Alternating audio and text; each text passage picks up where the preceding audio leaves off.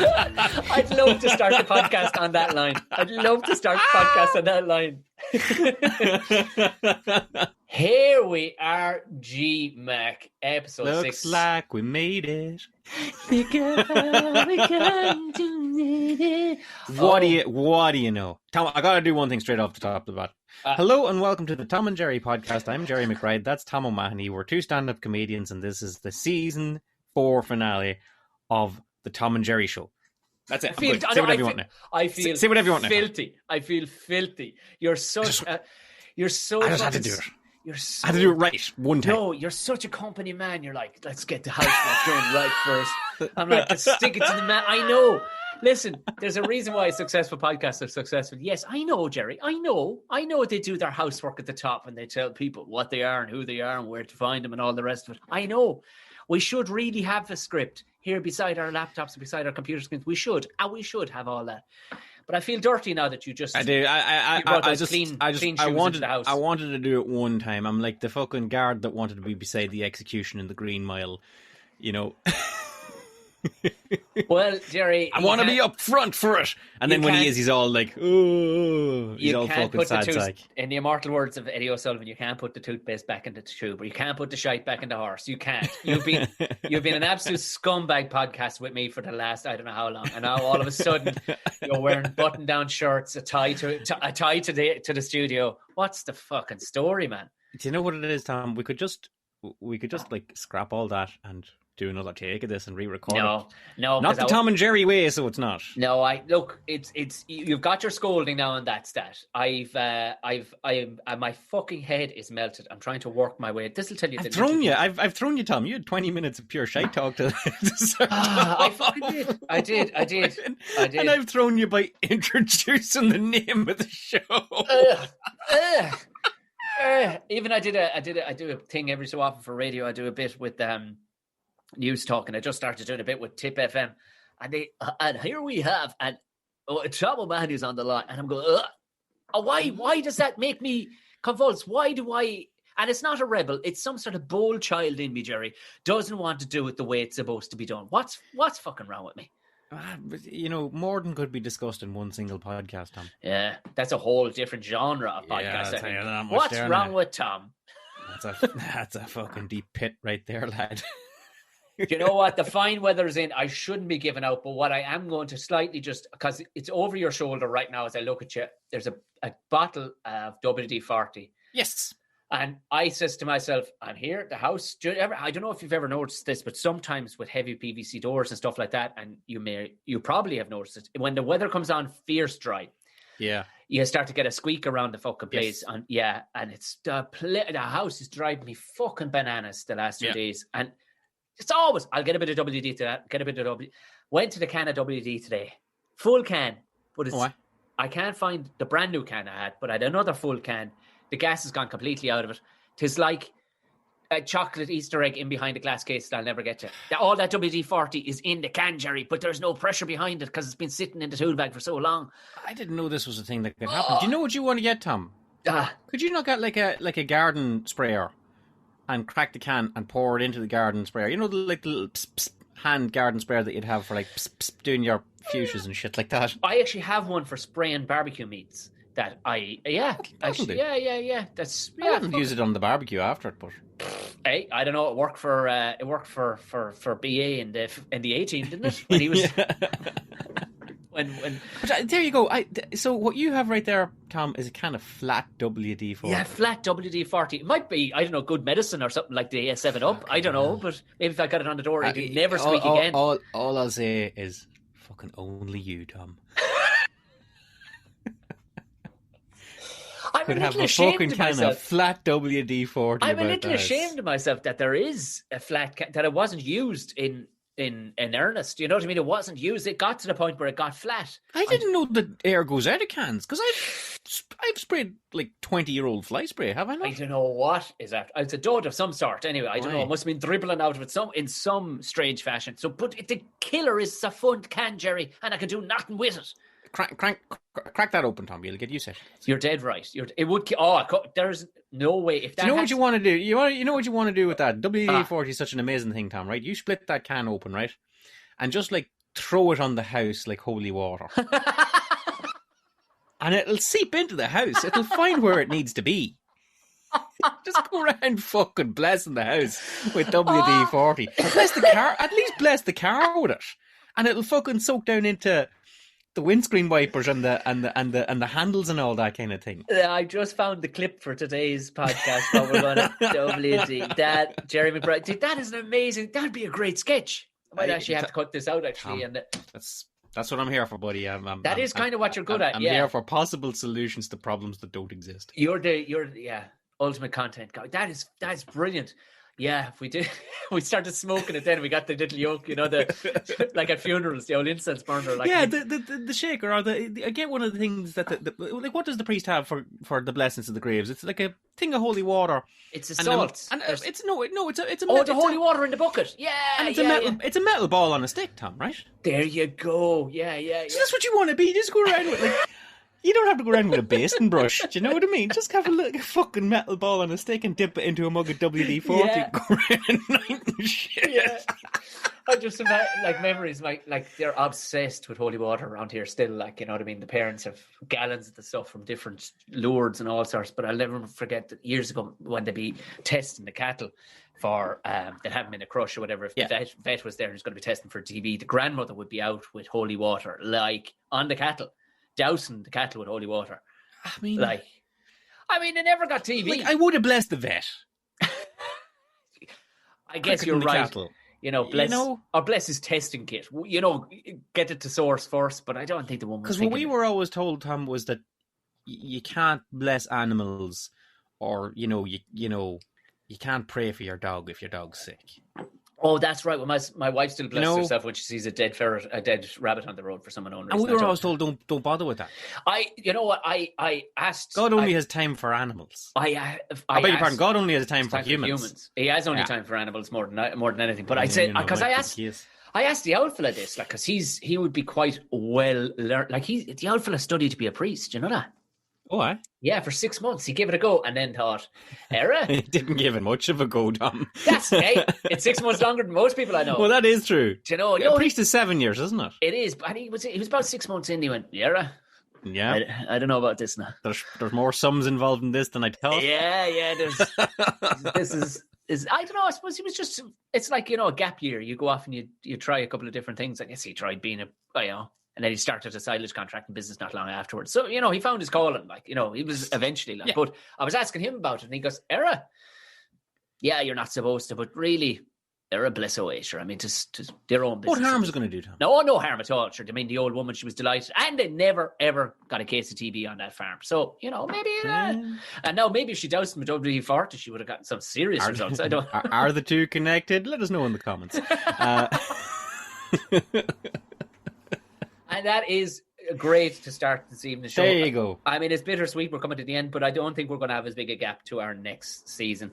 No, maybe not. Who knows? Like Jerry kind of briefly alluded to there. Do. I know he was joking about it, but we are on Instagram now and we are on Twitter primarily. But the whole idea of us being on that is not because we like being on social media, but the idea is the shit we talk about in today's show, feel free to throw it in there. And we've been getting some comments from people from the last couple of episodes that people really do. It's resonated with a few people, hasn't it? A couple of people have really liked it, and a couple of people have issued stern threats. That's what it is, Tom. People that like us really like us, and people that don't like us quite don't like us at all. That's fine. But that's okay. Hey, you know what? If you've listened to the podcast and you didn't like it, we still got your listen. Go fuck yourself. If you got to season 6 and you don't like us, then or season 4, the end of season 4, and you don't like us, then you've got more issues than you fucking realize. Trust me.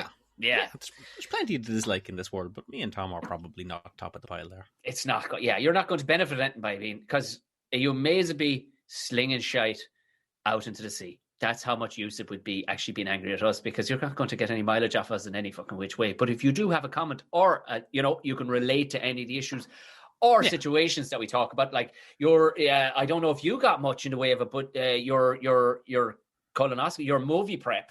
Oh my God. I got messages galore from people who you had opened old mental wounds that they had closed down about their colonoscopies a couple of years ago, or the fact that they had to take, for whatever reason, they had to take a different solution that just turned people Oh my God. And they were like, nobody ever speaks about this, McBride. You know what it is, Tom? You know? Like, people with stories like that, you should tell them, like, because number one, more people have done that kind of thing than you'd think.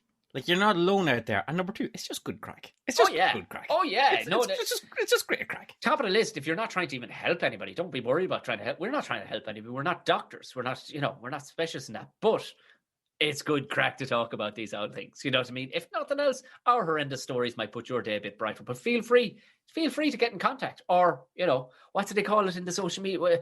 Reach out, Tom. Reach out. Listen to Mr. Radio. That's another one of these. That's another one. If you hated me doing a proper introduction to the show, then you're definitely going to hate me saying, hey, reach out. If we ever have a meeting about season 5, which I would hate to do, I'd just like to run with it. But if we actually had a meeting, the idea of having a meeting, and then we just go, Tom, how are we going to push the envelope on this one? That will be the death knell. And we're going to open this all up to some blue sky. Oh, Jesus Christ. No, we're not. No, do you know what the thing is? Yeah, and come here, Tom, before we bang on about season 5, which may or may not happen, ladies and gentlemen. Yeah, may not. All right, don't, like Santi's not guaranteed to come, right? We got season 4 to wrap up. This is our last episode. Look at this. I know, bittersweet. It is bittersweet, but look at no better price to wrap it up, and we may as well wrap it up. I'm saying that wrap it up. Our podcasts have been getting longer and fucking longer, Jerry. When I have them all on the file, and all of a sudden you could just see the file just going out incrementally. I'm like, thank Christ we're only doing 6 episodes, because if we were to move at the same consecutive rate, we would end up with a 9-hour podcast. Yeah, you know what, Tom? We made fucking good business buying that SD card adapter that I give you a $5 for.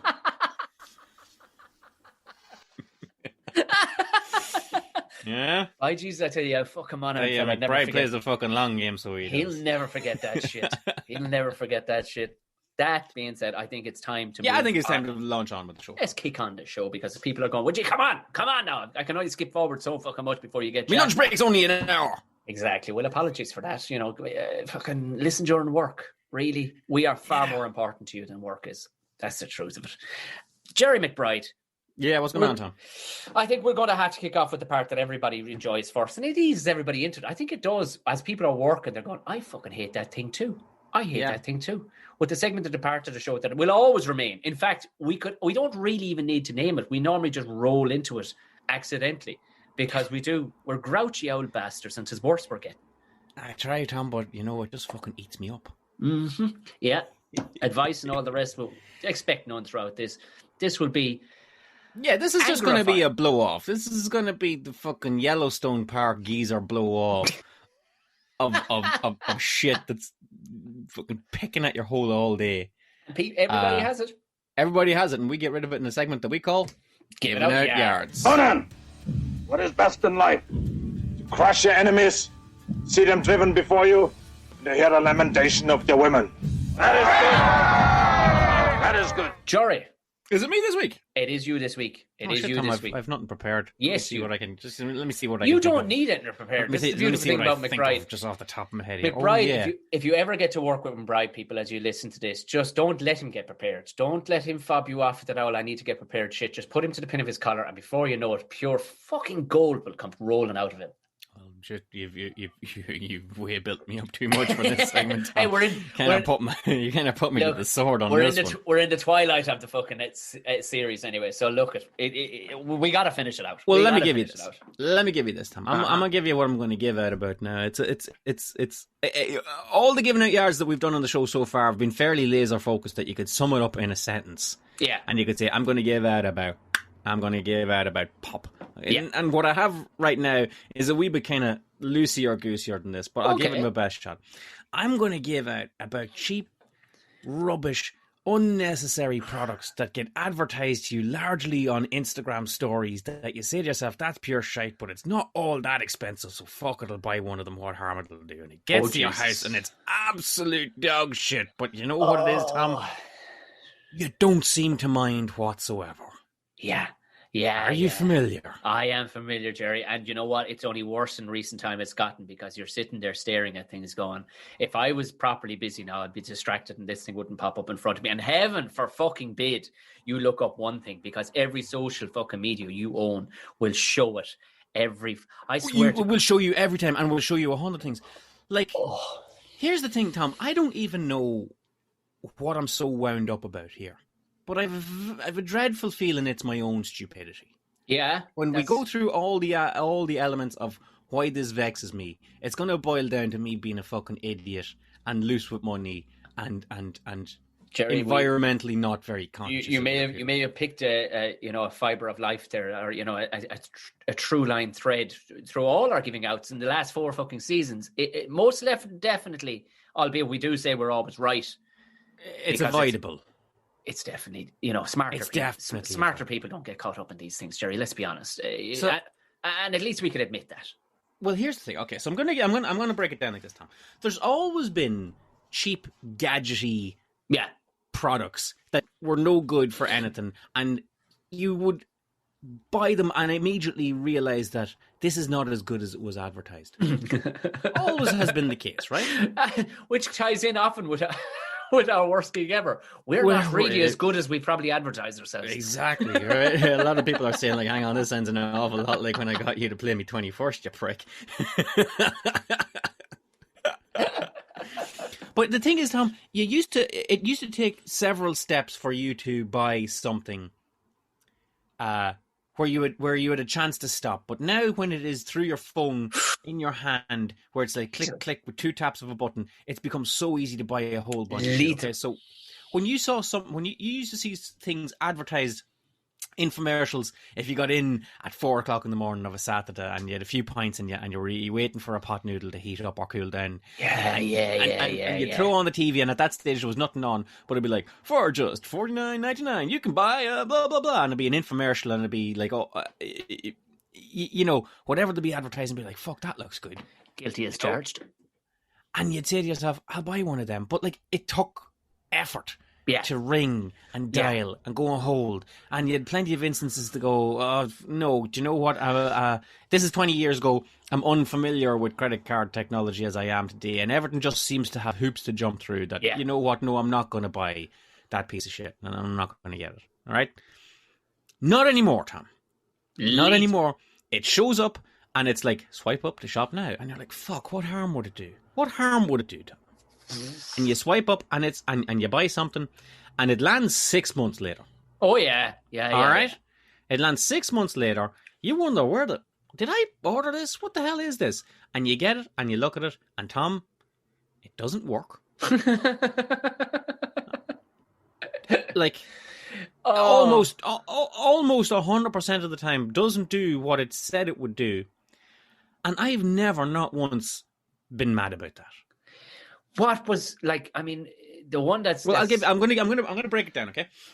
And again, this is, I'm going to go back to gadgets before and gadgets now, okay? So an old example of where a lot of gadgetry came into our house when we were small. I remember distinctly one gadget that came into the house when we were small, and it was when my dad went to the ploughing match. Oh, right? Jesus, yeah. All right? Yeah. And sure, like, hell, yeah. He went down to the ploughing match, and we thought, like, what's he going to bring home to us? Like, but there'd be no, at the time, there would be nothing for kids at the ploughing match other than you wanted, like, hey, it's a new type of linchpin, There's nothing for kids. But there would be home appliance demonstrations, and sure, he couldn't come back without something for the wife. So we'd bring, like, my mum home something. And my mum, anytime she would see it coming, like, she'd say thanks and all that. But at the same time, there was a hint in her eye that said, What is this? Yeah. Why did you bring it home? And it was something that he'd seen demonstrated in a stand down at the ploughing match. And it was like, oh, it's only a tenner, and you buy it and away you go. And one thing I remember distinctly that he brought home, and I've said this to a few people, Tom. I have a funny feeling now you know what's even coming here. Go on. Right, because I've said this, and a lot of people have been like, yeah, we had one of them. It seemed to have been a big thing. It was like a thing for slicing spuds and slicing vegetables. Yeah. Right? Oh, am I ringing a bell with you? Fucking JML have a lot to answer for now, in all fairness. Yeah. And what it basically was like a plastic thing that was about the size of a book, like a tall book, okay? As wide as a book is wide, but like, say, maybe taller. Yeah. And on it, there was, and I'm not shitting you, Tom, there was like Stanley knives. like fucking Stanley knives. Like, and you could change it so that it was either 6 Stanley blades across the way, box cutters for our American listeners. We do. Would you believe it? About 12% of our listeners right now are in America. Box cutter blades, guys. All right, okay. Click that subscribe button. Box cutter blades, and you could either have 6 that were an inch apart, or you could have 12 that were a half inch apart, so that you could have different widths of chips that you were going to cut. You could cut like big chips, or you could cut like French fries or what have you, right? And the other half of it was a grip. You didn't have to use the grip, but it was advised that you would hold an onion, or that would hold an onion or a tomato or a friggin' spud or a carrot or whatever it would be, and you went like that, and cut chips and things fell out the bottom end of it. All right. And like my dad brought this, and I'll never forget him trying to just show us how it worked based on the demonstration he had seen down in the ploughing match, right? Mum said thank you very much for that, and it went into the press, and it never came out. Like, it never came out. Like, and we played with it every now and then for just for the mess of things. If my mother was making chips, we were like, "Mommy, can we use the thing with all the knives?" And she'd be like, "Don't take that out." And she was right, because we were children. Don't take it out, because it's fucking Stanley blades on a thing of plastic. Like, it's what you'd interrogate a man with rather than cut your fucking chips. All right. Now that came into the house mid-80s, and it would still be kind of talk today about, remember the thing your father brought home from the ploughing match? Like this sort of unnecessary gadget that probably didn't cost anyone all that much, and it was well-intentioned and brought about the house. Tom, I buy something like that off the internet every 4 days. It's a fright to Jesus. Do you know what? We had the corner cupboard of our last house since we moved. I mean to say the shite that was inside it, from fucking old juicers to fucking old yolks that you wouldn't use in a month, like that. This fucking thing that you bash it and it chops up a fucking thing. Right, like, I know the it's one. like the cup of a fucking of for all the world a big wide clear cup, and you'd stick. I don't know what you were even saying. It never once saw the fucking light of day. This thing, right? And again, you were supposed to bash it.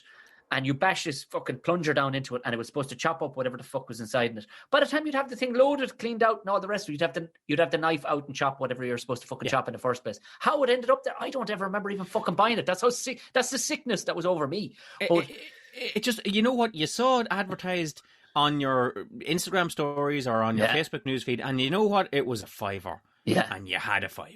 Yeah. What? How? Like you said yourself, how bad could it be? This is the thing. And then you got it, and you know what, Tom? Here's the thing. You weren't going to give out about a $5. No.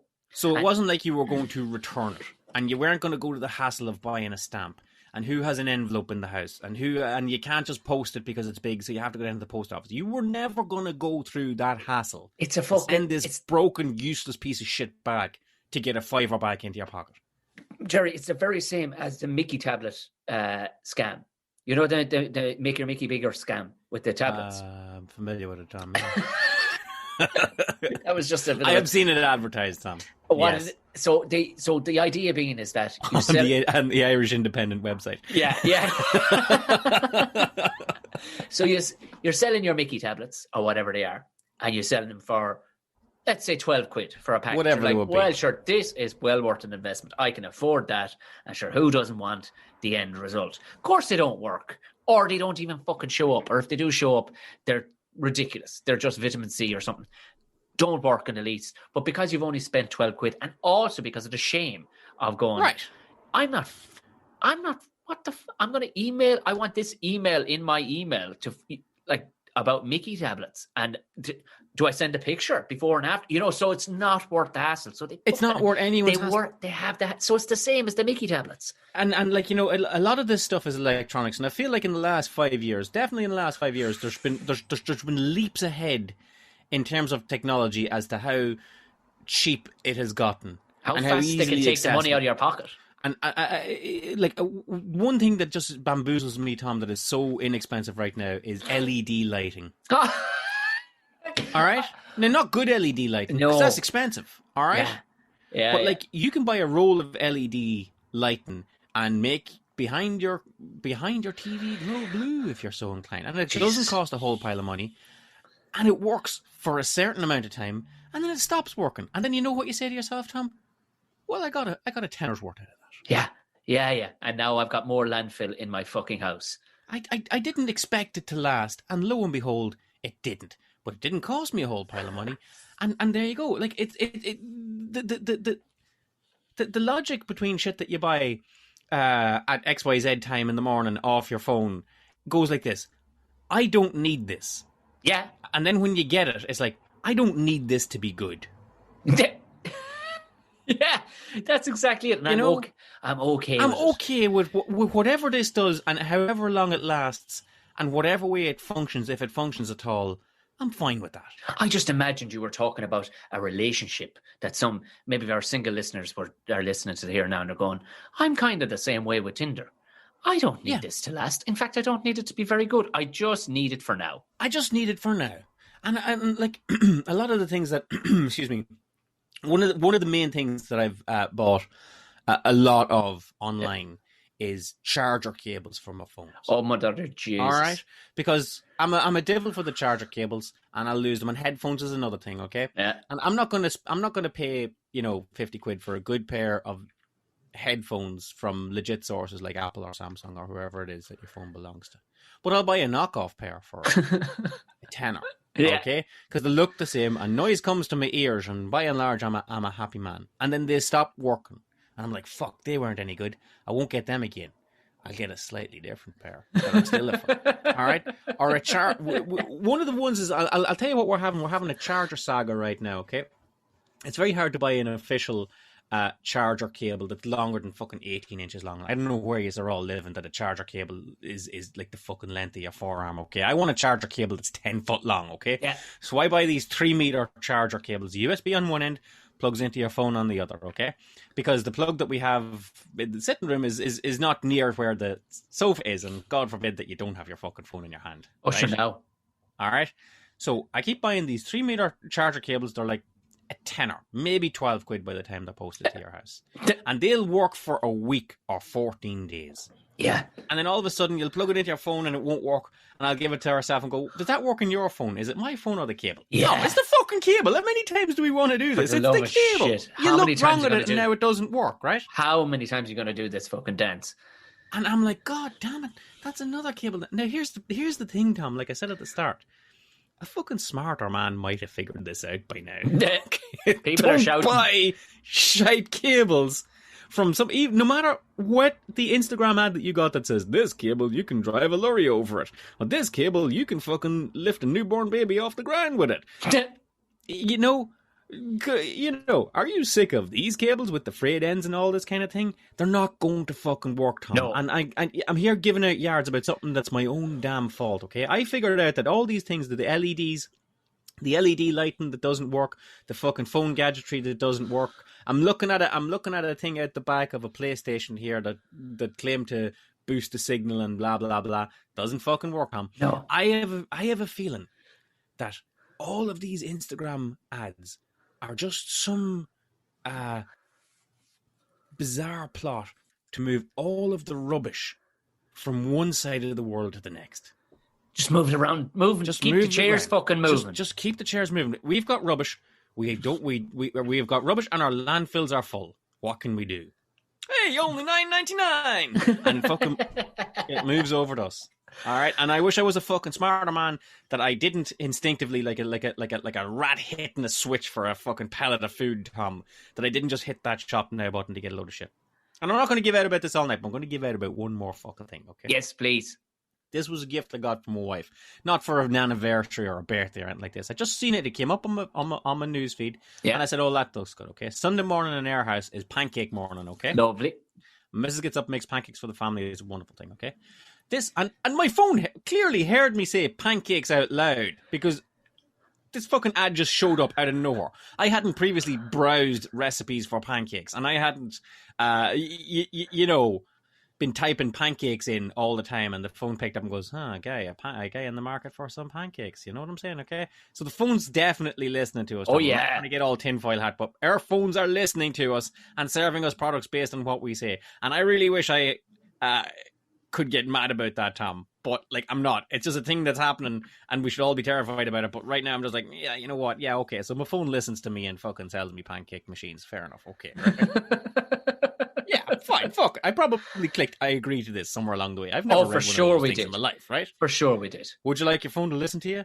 Yeah, go on. I don't care. Fuck it. Yeah, okay, accept. So I seen this thing was advertised to me. And it's the size of a frying pan, but it sits into your frying pan, okay? Okay, so it's round. Oh, Jesus, right. I thought it was another frying pan. It's about 12 inches and it's round and it's red. It's silicone rubber, so it doesn't burn. Okay. And inside it is like 9 little pancakes. Okay? Oh, I've seen the fucking thing. You've seen the fucking thing, right? Yeah. So the thing is, you lay it on your frying pan, you pour in your pancake batter, and it makes 9 little pancakes in one go. And then it's got handles on the side that you hold, and it's like, oh, silicone rubber doesn't get hot. It fucking well does. More on that later, Tom. All right. Remember that. It's going to come important, right? And you grab it and you turn it over and then you do the other side, okay? And I'm like, you know what? My wife, she the pancakes she's making are absolutely fantastic. But, you know, if I could ease that process for her on a Sunday morning whatsoever, what a good husband I would be. And this thing was 12 quid, so I goes, okay, I'll fucking get it, right? Thing lands, I goes, hey, you keeping, sweetie? I got this fucking pancake doohickey. I goes, here you go. You know, happy Tuesday. She goes, okay, well, what is it? I goes, I seen it on an ad. And, like, I couldn't bring the ad up. You can't go searching for these things. Oh, no. Jesus, no. It's like... I couldn't bring up the ad and say, here it is here. You can take a look and see what it is. I was just like, I seen an ad. You're going to have to take my word for it, but it seems real handy. So she goes, okay. All right. Okay, so she fires it up and she puts it down on the pan and pours the pancake batter into it, right? And the first thing the pancake batter does, which the ad fucking promised me it wouldn't do, Tom, was just leak underneath. Of course it did. The silicone rubber thing and just become one big pancake underneath. With just a couple, nine little rings. With 9 little fucking ditties of raw dough stuck up over it, right? And I goes, I'm like, oh, fuck, okay. And I was like, okay, so now we just flip it simply with the handles, right? And I get the 2 handles on the side of it and they're red hot. Yeah, of course, yeah. Roaring hot. Yeah. And I go, okay, here we go. And I go to flip it, and of course it like flicks raw pancake dough everywhere. And I'm still trying to sell it to her, going like, you know, get the hang of it on the next batch. You know what I mean? It'll all just get easier, right? And it just made like the shittiest half-cooked, undone in the middle pancakes all over the place. And she was like, well, thanks for all that. Never been used since. But Tom, I was lied to with that product. Yeah, someone had to go and make an ad for that. And it wasn't like it was a computer simulation of what this thing does. It was like an actual videoed, filmed ad for it. And everything was working perfect. And like there was loads of fucking like identical little stacks of pancakes 9 high that were made in minutes. We just... And your pancakes were done, and the kids in the ad were smiling, and the mum in the ad was like fucking delighted. And I was like, I'll have a bit of that, you know what I mean? But like they fucking took the time to make that, Tom. And I know rightly while they were filming that those pancake batter pissing everywhere, and they were just like, clean it up. We just don't show that bit. And I was like, God damn it, I feel so fucking like I know advertising, like, you know, puts forth the version, you know, the best version of the product they're selling at all times. But fuck me, Tom, like this thing was just outright lying. But at no stage did I feel to myself, I want my money back. Yeah. Because you figure it's on you. You got me. You fucking got me. You got me. You successfully got €12 out of me that I'm never going to give out about. They've thought about this. Jerry, how many times down through the years have you looked at cheap-ass razors and looked at the vast price difference between good-ass razors and gone, which fuck? What the flip? I cannot justify fucking 24 quid for 3 or 4 of you cunts. But for 5 quid, I'm able to get fucking 22 of you cunts. I know which one I'm going for. And when those shitty razors cut the fucking head off you when you get home, at no point, guys, I used to do a bit about this, about a well-known fucking brand that make pens and they make shit razors. Do they also make lighters, Tom? I'm not, and by the way, I'm not doing this in the fear of getting sued by him. I may fucking resurrect this bit at some stage because it's a fucking good bit and I haven't done it in years. But that's genuinely, I said the reason why is because of fucking shame. Nobody has ever cut the fucking head off themselves, walked back into the shop with bits of tissue all over their fucking face, screaming at your man behind the counter going, fucking excuse me. Look what this did to me. You don't, because you stand there as it reefs the head off you, roaring, your skin fucking roaring. You stand there and go, I'm a thick fucking bastard. I knew it.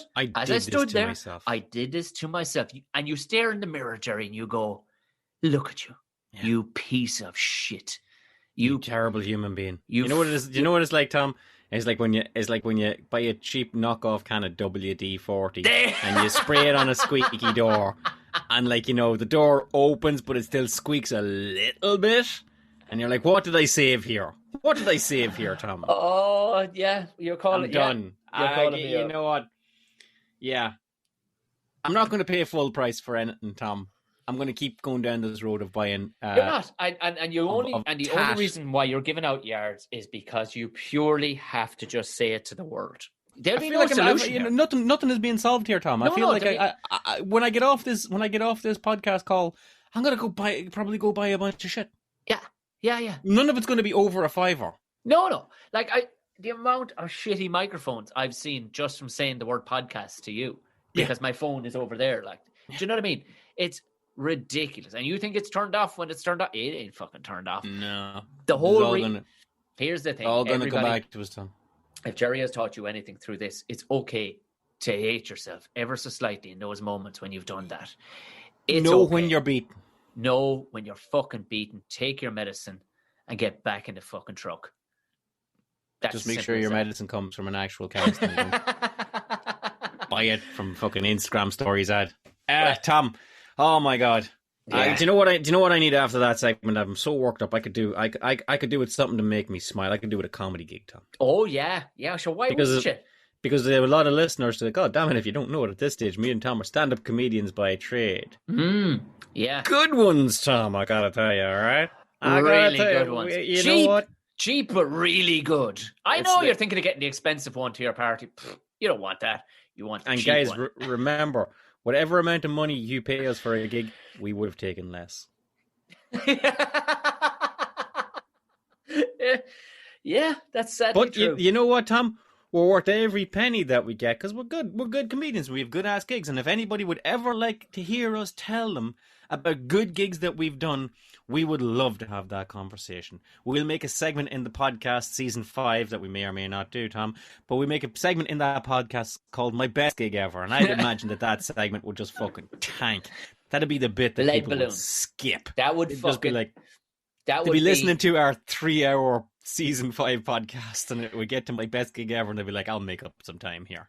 I'm trying to think of an album that absolutely finished a band. You know what I mean? A song that finished a band, you know, or a comedian or an actor. Like Gina Carano just got fucked off the Mandalorian because she just came out with Whoa, Tom, is that how you say her name? Yeah. I've been calling her Carano. Hey, well, she's Is it Serrano? It was Serrano on a TV show one day, and she nodded along with it, so she seemed okay. Well, she was a UFC fighter. I never seen her do UFC fighting. Yeah, she jumped in and jumped out of it fairly quick, but I mean, she looks like she could fucking handle you. You know what I mean? She's a strong-looking big woman. Yeah. She's got. Hey, you know what, Tom? My long-winded intro to the bit just kind of steered us way the fuck away from it. Our next bit is called My Worst Gig Ever. What do you need us for? Because some damn fool accused you of being the best. You son of a bitch. I don't know why the fuck I was dancing around that for so fucking long. I was there going like, fuck me, Tom's going to jump in here any minute and help me out with this. There was two of us in it, Jerry, because I was more than happy to waltz with you around the fucking houses there. I don't know where it was going, nor did I care. I was going... But there was no time. Tom's there like, the next segment's What Ails You? What the fuck is McBride talking about here? Really successful podcasts have like fucking producers sitting there going, come on, guys, we have to... And that's why people will scroll past those and come straight to ours, because people fucking love this, because we're going to talk about our worst gig ever. And we've worst gig ever, Tom. This is yours this week. This is mine this week, and I was trying to rack my brains. I was like, well, what do you pick? And I remember it's funny you brought up a 21st there earlier. Oh, I didn't do it, but I was asked to do it, and the only reason why I didn't fucking want to do it. Thankfully, I didn't fucking have to do it. But I remember I was near the venue where it was, and I walked in until the day I died. I had worked at this venue before, years ago. I was in Limerick, and I was able to walk in and see the party. I just stuck my head in to see what they got or who they got for entertainment. Now, I don't know, maybe they got a comedian as well, but the band that were on stage, I don't know if I've ever... It was the most phenomenal fucking moment. The band they were an older duo, and they were trying to sing songs by putting their own twist on it. Okay. You know, that were youthful songs, if you know what I mean. Like, you know, like we talked about fucking different lads giving a go at Hit the Diff, but they were singing I'm Blue, which would have been a 90s song more than any. It wasn't even in time. Right.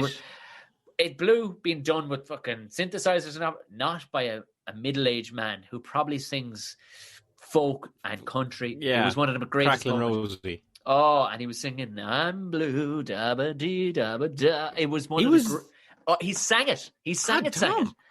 It was He sang it. He sang it. It was kind of fucked up, and to watch this, and it was a 21st birthday party. They were horrified. It was brilliant to see it. But I'm going through the list, and I went, how can I not talk about Electric Picnic? Oh, how can I not? Electric Picnic, Tom. Oh, the big dance. And so often, festivals, you'll be desperate to get onto festivals because they're a nice gig and all the rest of it. In your head, they're not. They're never, especially a music festival. It's never. Like I did the Independence Festival a couple of years down in Cork. You have sound bleed. You got sound bleed. Essentially, is shit blowing, and stand up needs some level of silence. And but I thought the pinnacle of all these gigs that just never fucking worked for me. And I don't know what it is. I mean, I literally Forbidden Fruit one year, about to go on stage. The fucking tent was rammed. Beautiful. And it's like and I just had travelled up from doing a lovely gig in Kilkenny, came up with Beck Hill. She went on, killed it. We're talking 500 people in the room that I was about to go on. The guy was about to bring me on stage. He did weird poetry or something. And all of a sudden, Public Enemy start up in the tent right next door. The side opens up. 85% of the people mill out. On I come on. And it's just... But because do you know what, Tom? Do you know what I'm going to tell you, right? It's one thing to come on to a room that is empty. Yeah. It's quite something else to come on to a room that is emptying. Yeah. Yeah. As you come on stage, people are leaving. En masse. I've had that many fucking times, Tom. And it's hard to be like, hey, where are you guys from when half the crowd is fucking off, right? Yeah. And you know what, Tom? I've only played a couple of festivals. But you're right. Anybody who's ever been at a music festival knows there's so much shit going on. That's if you bother going to any of it, because a lot of people they just go to these things to fucking get drunk, Tom, and do that in the middle of the field and never see any acts. And more power to them. I'd be that hero with it all written out in his hand where he's going, okay, these guys are taken to the stage at 6, and then if we leave that at 7, we'll get these guys. And I'd be a nerd. I'd have a list like that. Okay, but you're absolutely right that you have to go on and do your slot, and all being equal, you'd have a great time because it's a big crowd, but there's so much shit going on around you. Oh my Jesus. Yeah. And here's the thing. I'd had all these fucking things. And I just as I'm speaking, all these festivals are coming to mind that I've done. And never really, I mean, maybe one or two that went all right because we had some sort of semblance of silence. But it's a fucking uphill struggle from the get-go. Like, yeah. But Electric Picnic was Electric Picnic. You get fucking park. You get looked after. It's a nice little gig. You get the weekend tickets. I had never been. Brought herself. It was going to be great fun. It was going to be great fun. Bunch of people on the lineup that I was friendly with. And here was the thing. It was a good vibe. But it was Sunday. Okay. Yeah, Sunday. Now, EP will kick off on Thursday. I've done Electric Picnic 10 years ago, and I was on like real early in the morning, and I was like, oh man, I'd rather go on late at night when there's a big crowd to it. But I was told that early in the morning, or perhaps even on the Sunday, is the time to be it because people are hungover, they're fucked, and they're tired, and they don't want to go stand and listen to fucking Lewis Capaldi or whatever the fuck it is. So all they want to do is sit in a tent, and that the comedy tent like generally fills up, right? Yeah. Right. Until now, who knows will it go ahead this year, but EP this particular year was fucking banging. There was a great lineup. Now, all those things that you just mentioned, they add up. I was there Sunday. I was to be on relatively early. I was going on between... I think I was going on between Jason Byrne and the Bandits. And I'm like... It was, there was going to be good people there. It was going to look good. Now, there was one or two other acts kind of with us and stuff, and I'm not really sure where they fitted in. But I was looking at it. I looked out. The tent didn't make sense because we got there early. It was a round tent. All the sides were open on it. I went, what the fuck? You need some sort of enclosure here. It wasn't a comedy tent, Jerry. There was no seating. There was just out on the grass. This was a fucking circus tent with a stage on one part of it because it's not on one side. And I'm going, oh, Jesus. But then I'm looking and I'm seeing Delamere goes up. Full tent. I'm like, this is fucking great. Delamere is going on maybe around 1:00. Place is packed. Everybody's freshening up. They've all had a bit of a wash now and they've all had maybe one or two early drinks. This is nice. This is nice. Then, or they may have powered through from the night before. Yeah, or they may have powered through. We'll take them too, Tom. The place is packed. They're having a great time. I'm feeling great. I'm sitting beside the two bandits at the back. I'm trying on one of the bags. We're all having a great time. And your man's like, and where do you see your from again, Tom? And I'm saying, well, where I'm from, Bobby. And I'm telling him, he goes, I know, I love that. I seen you in Pinto. I seen you in the Pinto. I love the Pinto. And I'm buzzing. I'm going, this is fucking great. I'm going on between all these acts. I'm having a great time with the bandits. Hey, they might even bring me out on stage to sing Horse Outside. I know all the words. This is looking fucking smashing. Lovely. Hey. I can't see a fucking fault with this because the place is packed. It's heaving. It seems much smaller from the stage side. When you stand at the outside, you're going empty in the morning. It's dire. But when you're looking out and there's fucking 600 people in that tent and it's heaving and they're having a good time. Delamere goes on. Byrne goes on. And then I can't remember who was the other big fucking act that went on. Who was it? Oh, gee, it wasn't Tiernan. No, it wasn't. It was somebody else big went on. I said, this place is fucking heaving. I can't wait. And the lovely Eric Lawler was fucking bringing me on stage. Eric was saying, next thing, I'm not really paying attention. I'm chatting away with the fucking two boys and the bandits. They've got fans. Like, you want to see the level of fans they have. They've got guys trying to get through the Harris fencing at the back to the green area where we are. And one guy had made him jewellery and stuff. I'm like, this is epic. Wow. I think you should really bring me on stage, lads. And the lads are going, yeah, maybe, you know. Next thing I'm like, oh, he's finishing up. Lads, I'll go on. Now, at this stage, I'd stepped away from proceedings because I was out the back chatting with the boys. Herself was having a great time. She was chatting away with people. There was free booze everywhere. I was going, I'll abstain. I'll have one or two, but I won't go hefty. I'm going to just go out here, do a quick 20, lads, smash it. You know yourself, standard. I'd had a great gig the night before. I think I was playing the Laughter Lounge the night before. Tipped on down to Stradbally on a Sunday. Sure, I've got 3 gigs. I did 3 nights of savage gigs in the lounge. And of course I'm going to go down to Stradbally. That's a beautiful weekend right there. Smash it. It's gorgeous. It's going to be a gorgeous day. We're going to eat hot dogs. We're going to stroll around the place. We're a young couple. It's going to be beautiful. And in the middle of it, I'll just go smash for 20 minutes. Shall I? No worries, guys. Hold my beer.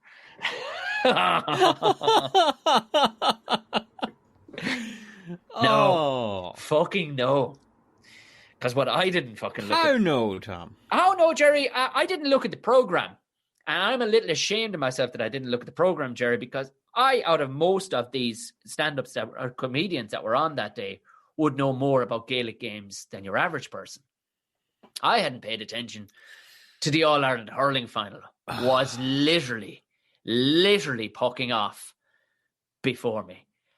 And the huge big screen, like we're talking fucking Paolo Nutini. Paolo Nutini pretty much fucking canned his gig. Because he was like, I have no idea, where's everybody going? All right, is that Shinty? Or is that Hurling? I was like, no, Paolo, I'd go have a fag for the next 35 minutes.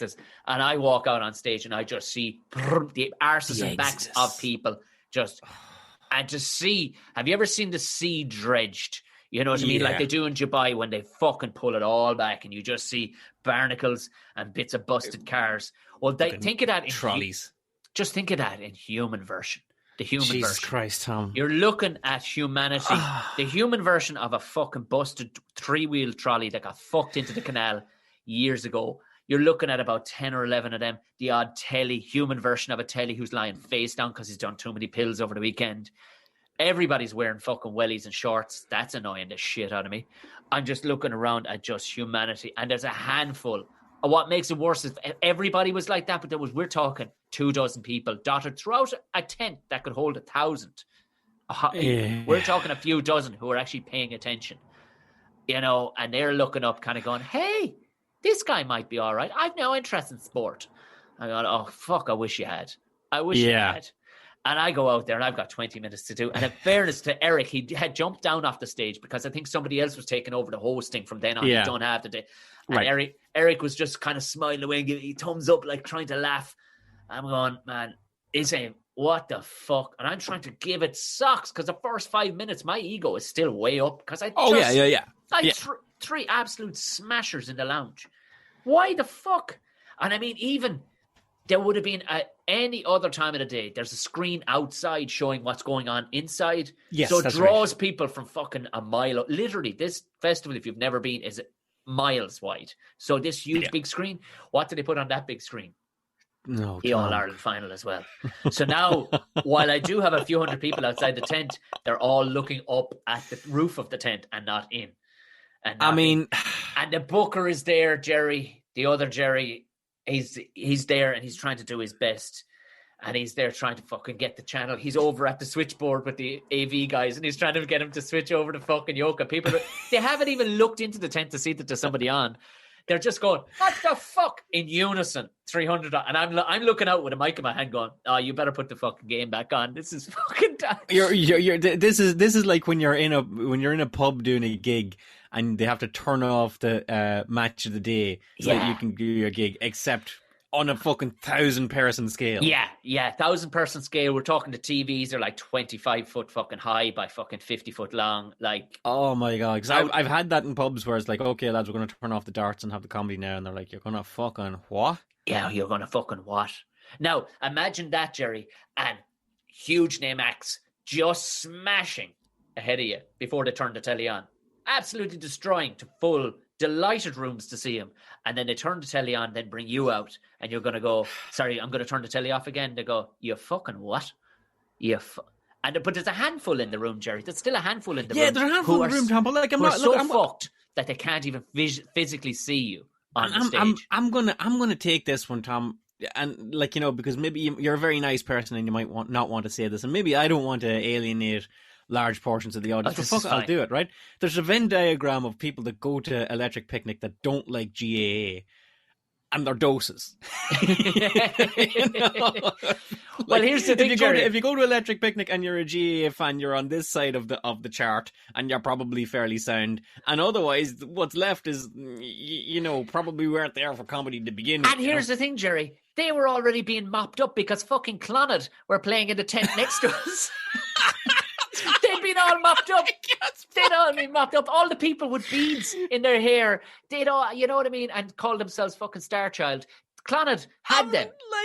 It had them.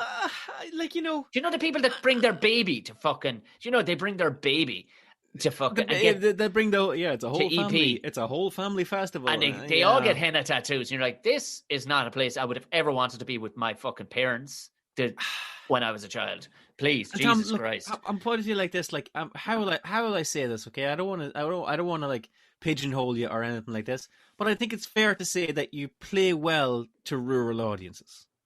Yeah, hey Gerry, just give me a fucking audience, and that's all I'm asking for. I'll work with what's ahead of me. I don't care if the audience is actually a room full of actual hens and chickens. I will give it a go. Yeah, like Tom, if like. What I mean by you play well to rural audiences is that, like, if you'd have been on that night against the fucking Wimbledon final, you'd have been grand. Yeah. You know, if you'd have been on that night against the World Cup final, you'd have been fine. Yeah.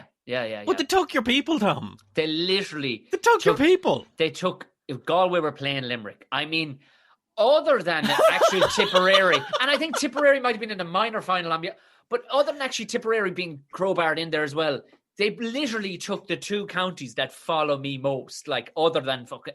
Actually, no, more than fucking Tipperary. Limerick and Galway people follow me fucking more. It was ridiculous. But also, Gerry, you keep on saying night. You keep on saying the word night. At least right, yes, sorry. You could create an atmosphere, even with 20 people at night. No, you fucking couldn't. Not when the sun is literally 28 degrees outside. The last thing anybody wants to be doing is coming into a tent when fucking cider... There's literally cider on tap outside in the middle of a field with a fucking trailer size. And look, that is so cruel, Thomas. Like, you know, the All Ireland final is on, and you can buy drink anywhere except this tent. Yeah. And here's the fucking thing, Gerry. I wanted to go out and watch that match. Were you watching it from the stage? Literally, I know, and that was the killer thing sneaky because there was like a little soffit of felt that just came down low enough that I couldn't see out to the fucking thing. But I kept on shouting to a bloke at the yoke, "What's the score?" And your man would shout it back, and we were getting bits of giggles, and I was trying to go through material, but literally, you're doing it. One guy, like, that was not 10 feet from the stage, he was face planted, you know, like how a baby sleeps with their ass up in the air. Yeah, with their hole up in the air. And when I was joking, going, "Look at this guy." And I looked around, there was at least 19 or 20 other people sleeping the exact same way. Like, I'm not joking with you, Jerry. If some of these people were, I found out afterwards, were actually fucking dead, wouldn't have been that fucking surprised. No. And then I've come off. Coming up, that was Tom O'Mahony. Coming up next, we have St. John's Ambulance. Yeah. And the killer thing is that actually there was one or two chaps who were on after me just to see out the fucking match because the Bandits had it lined up. They had it lined up literally because and the thing was, they go on about being from Limerick. Them boys weren't out watching the match. They didn't give a fuck. No. But by the time they knew that their people were. Yeah. I mean, we're talking couple of minutes from time. The lads are just putting on the bags.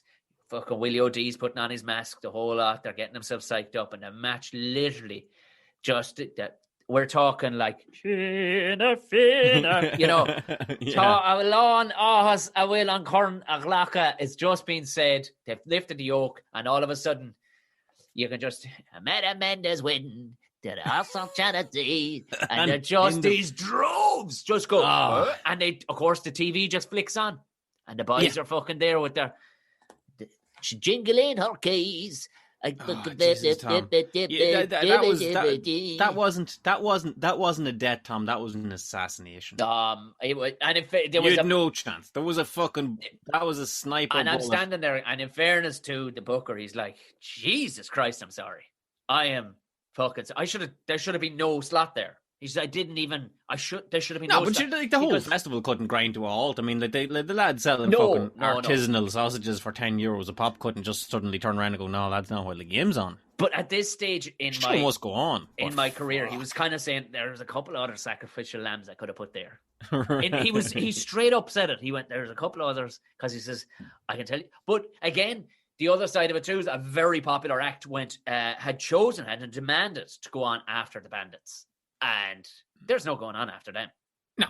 There's no going on. This act at the time, who is no longer with us, he's not dead, but he ain't doing gigs no more. But amazingly, the program for Electric Picnic is online, Tom. We can easily look this up. I don't give a fuck because it is what it is. But his ego at the time had said, "I can follow the Bandits. You can't follow the fucking Bandits," in the same sense as that you cannot compete. Even the Bandits can't compete on a 27-degree fucking Sunday with the fucking All Ireland. I mean, but it was and the thing was, you'd walked away pretty much going, "Yeah, fucking smashed the lounge the last couple of nights," and it's funny. It was pretty much, and if people have picked up on a trend here, yes, some of my worst gigs ever, my wife has been at, and almost never any other gigs. Yes. Completely circumstantial. Here's your brother here, Tom. But she's pretty much gone, "Tom, I know you do well, apparently, but I could not put my hand on the Bible in the last year and say that you... But thank fuck she came on the subject, Tom, my wife hasn't seen me perform stand-up comedy in 10 years. Oh, yeah. Well, you wouldn't blame her. Honestly, 9, maybe 10 years. Yeah. And the year before that, she seen me perform comedy like 10 times, and that was plenty. You know, work it. Yeah. Fuck knows I haven't changed a joke in that time. So like, I was like, "What'd you see me do last time?" Yeah, I'm probably doing the same stuff now. But thankfully, I did a gig for fucking telly that went very well. She saw it from our living room. She went, "Oh, you did well."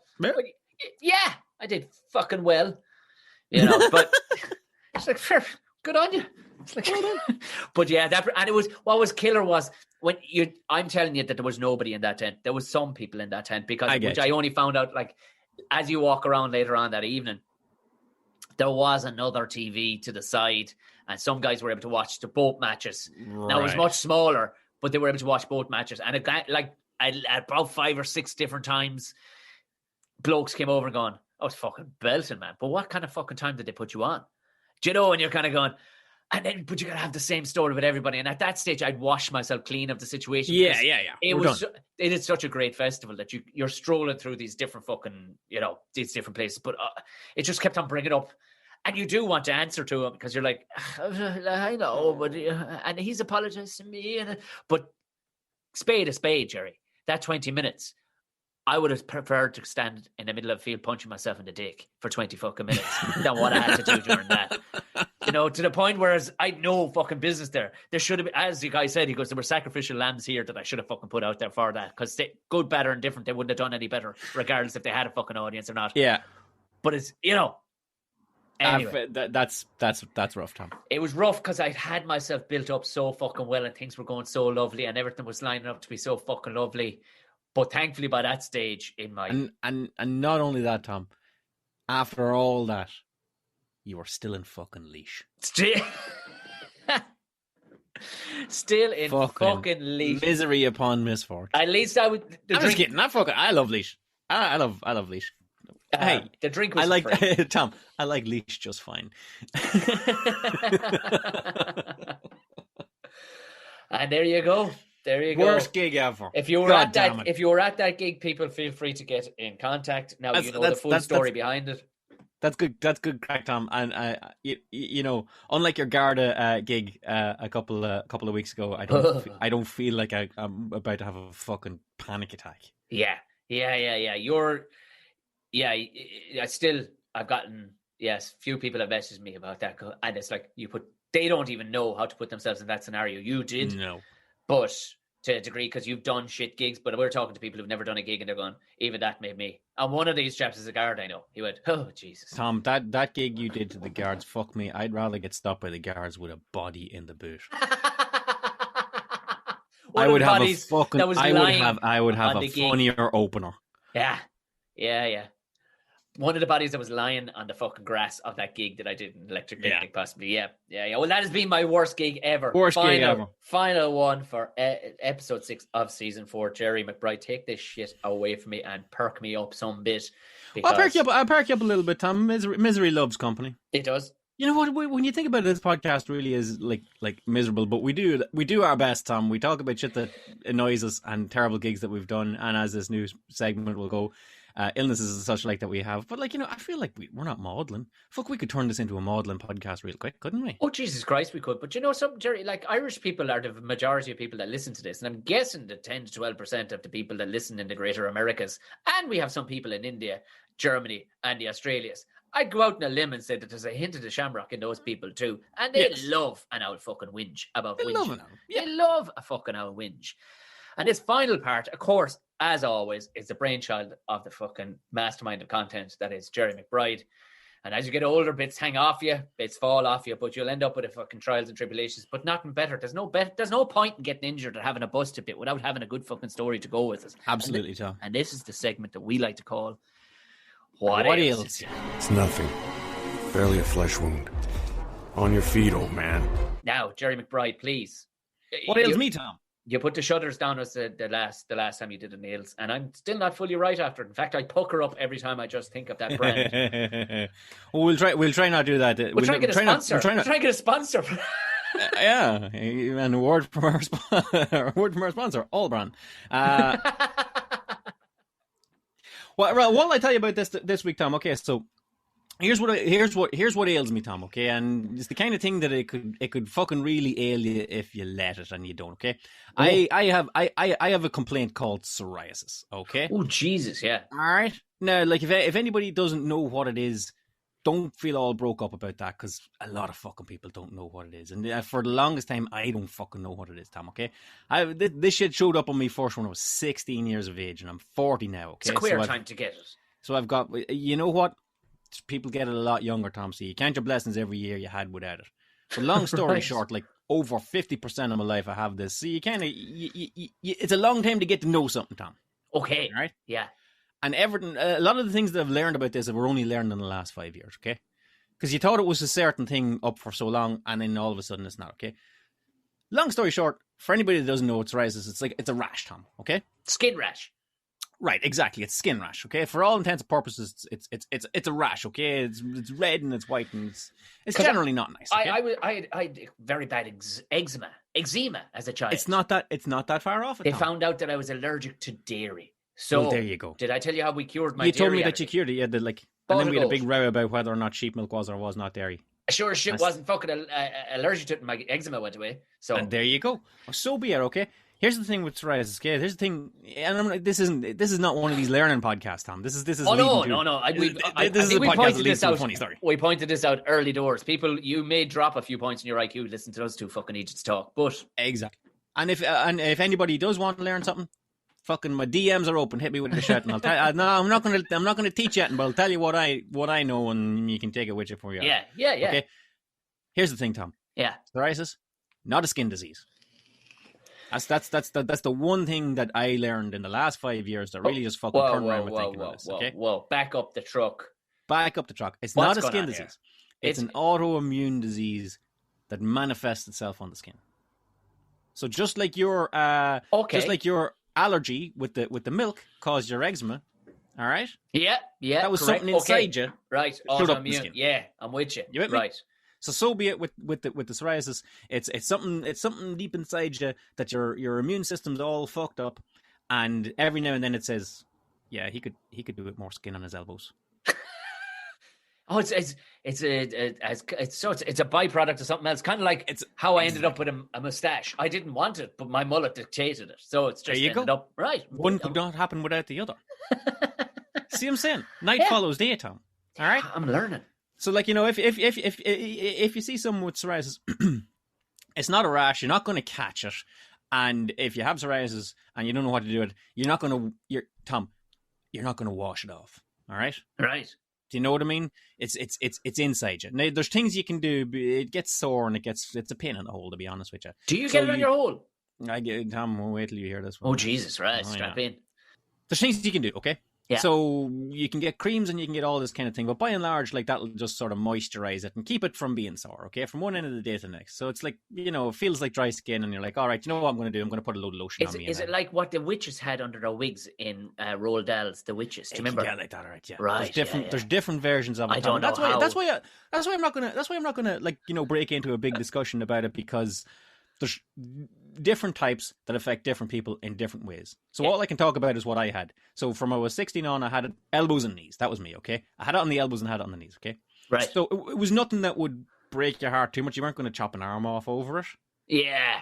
But it's the kind of thing that every now and then it would get worse, and it would go from your elbows to your arms, and it would go from your knees to your legs. And then in a year's time, it would just fuck off, and you didn't know why it was, and you could prescribe it to being like, fuck me, did I eat too many sausages? Was that it?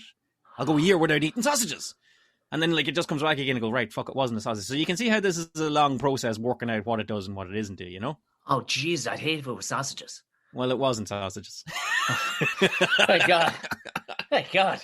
Or then you could turn around and go like, I got a cut on me. I got a cut on my arm, and it needed a stitch or two. And maybe it was because I got a cut in my arm. And you'd be hearing 100 fucking things, Tom, and 100 different, and everybody would have a different remedy. What? And here's the thing, Tom. Give me an old wives' rest. Somebody surely rubbed a cat on you or some fucking thing. I will say, Tom, I did go to a faith healer about it. And long story short, we might save faith healers for another podcast. But in between our fairy fort, I think we have a theme already set up for our fucking next one. Yeah. So I'll save that story for another podcast. But Tom, it did not work.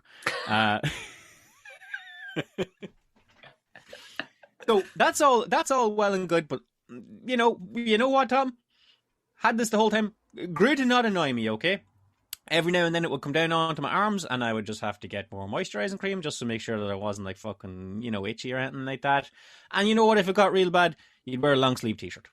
Right. You know? Right. And it'd be like it'd be pissing warm days. I remember being on holidays in Portugal. Someone goes to me, "Will you not put on a pair of shorts?" And I was like, you know, well, if you don't want me to fucking clear out this area with kids screaming, no, I'll not put on a pair of shorts. So it'd be shit like this. It would get my knees look like the fucking like Deadpool. I was just going to say, you'd start to look like fucking Deadpool, all right? You know what I mean? You're stealing all my bits. You're stealing all my bits, man. I'm trying to get inside your head because I know you love comic book fucking characters. It's exactly what it was, okay? So you'd get that kind of way, and so be it, okay? And I was all right with that. Okay? But then... Go tubbing. About 5 years ago, Tom, I woke up one morning and I looked like fucking Deadpool, right? I looked like Anakin Skywalker coming out of the lava, right? Like, from my fucking neck down was like, honest to God, Tom, I'm not gonna say it, honestly, about 70% of me was completely covered, and it was literally overnight. I went from like elbows and knees to the whole lot of me just been like completely fucking covered, right? Thanks be to God you had a woman at that stage. You know what I mean? Well, this is Tom, like, because there was no getting a woman being covered 70% psoriasis. Simple as that, like. You know what I mean? Luckily, there's women in this world that look past such things. But back when I was a curtain man in my early days, long before marriage or anything like that, where you snuggling up to a lady and things were heading a certain way, you'd have to break out a disclaimer, so you would.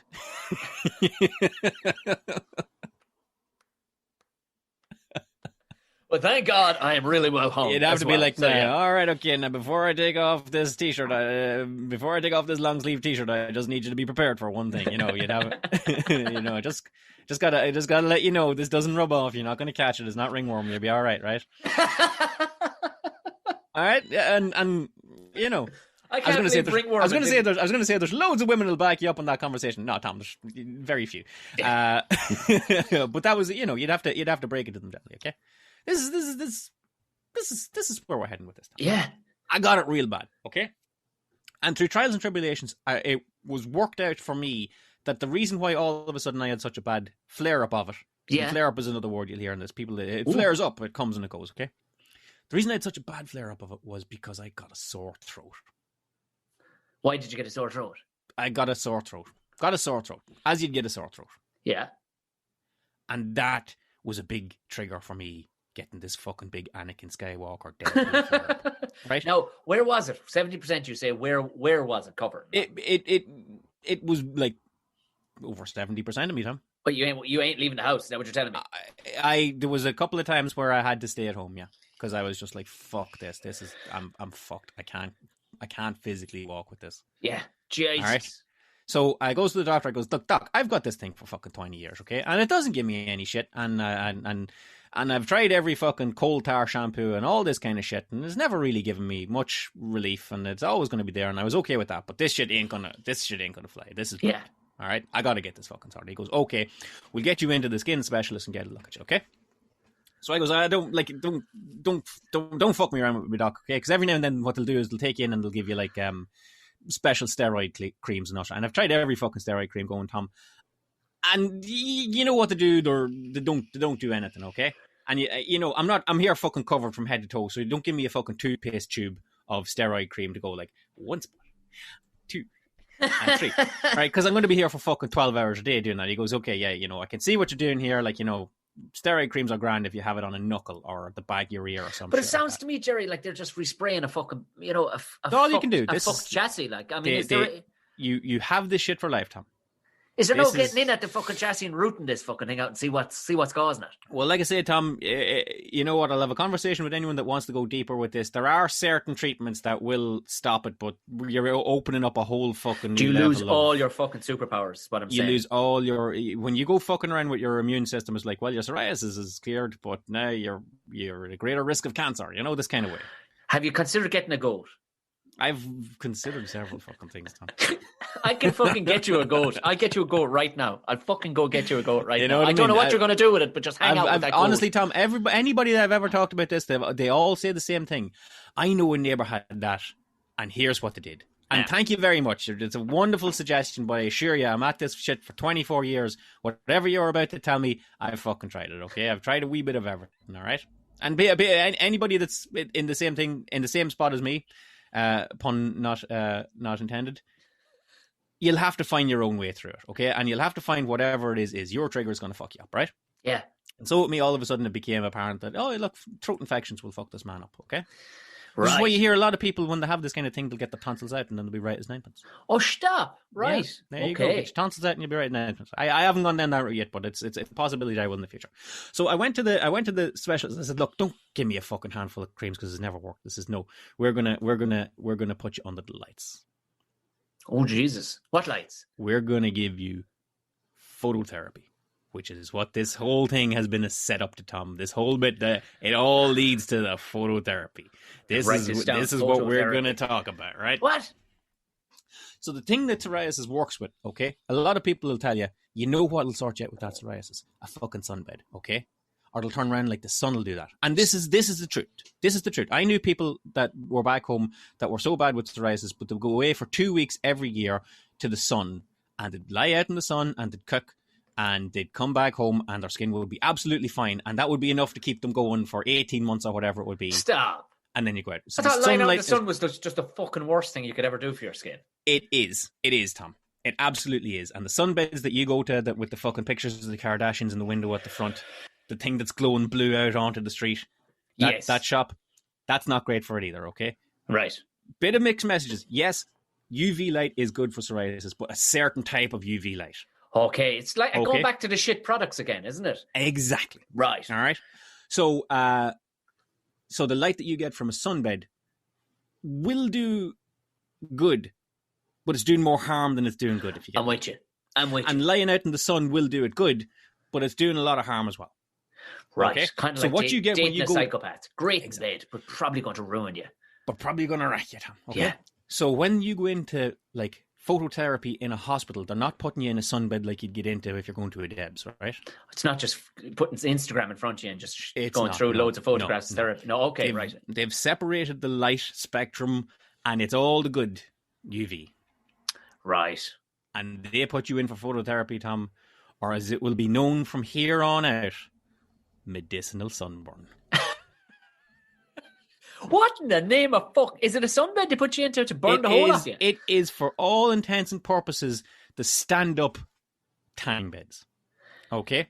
Which, hey, given the nature of we've all done shit gigs, Jerry, but that sounds like a really shit gig. Doing stand-up in the fucking sunbed. Tom, look, let's not fucking pretend we've never been in a sunbed in our life, all right? Oh, no, I definitely gave it a go, but I felt like the first thing it was fucking grotty anyway, the yoke. I just stunk. It stunk, and I felt like I was into George Foreman. Do you know what I mean? It was like, this can't be. That's the lay down one, yeah? Yeah, and I just thought, there was stand-up ones too. I forgot there were stand-up ones. The stand-up ones, yeah. This, I lay in one, and all I could think was, I'm cooking my balls here. I'm laying in a pool of hot sweat here. Yeah, somebody else's ass was in this. Right, so this is a stand-up thing. This is a stand-up machine. So basically, you go into the Mater, and well, you go wherever the fuck you want, but I went to the Mater. That's just right. to the Mater Hospital for anybody going. He went to the Mater. I don't. He went to the Mater. What was the matter with him? What's the matter, you? Yeah, the hospital, the Mater Misericordia Hospital in Dublin is it's a fucking hospital, Tom. Right? What do you want from me? What do you want from me? It's a hospital, right? Much as one of these machines cost. Fuck knows. I don't know, but it's medicinal, right?